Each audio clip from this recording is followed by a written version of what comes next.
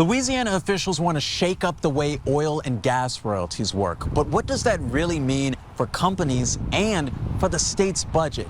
I'm Joshua Moten, breaking down the new proposal that would temporarily lower royalties to encourage more drilling on state land. The inland waters market has been decimated by coastal erosion lawsuits, legacy lawsuits, and just the litigiousness of our state. So the production for Louisiana has continued to dwindle for the last 15 years. That's the backdrop for a new proposal from the Louisiana Department of Conservation and Energy. And I spoke with Mike Moncla, president of Louisiana Oil and Gas Association, as the state considers temporarily lowering oil and gas royalties. The proposal would apply only to state-owned leases and would allow royalties to be reduced by up to 8%, but never below the legal minimum of 12.5% to encourage more drilling and production on state land. It's not just for new drills. There's, you can, if you have inactive wells that have been inactive for more than 6 months, they can go do workovers on those wells and try to bring that production back.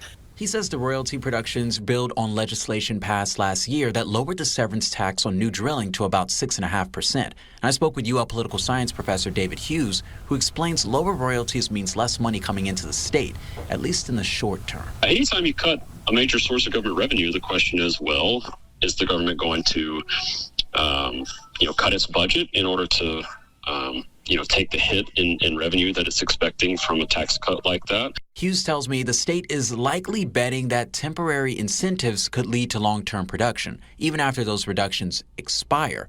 But whether that happens remains an open question. Perhaps it is the case that by making something cheaper, you incentivize more consumption of it, and through that extra consumption, you make up the loss to,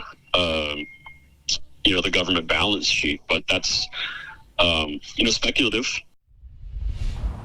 Now, the state will take public comments on the proposal through January 28th, and I'm told that any changes could affect how oil and gas leases are managed across Louisiana. Reporting for the Gulf Coast, I'm Joshua Moten with KATC TV3.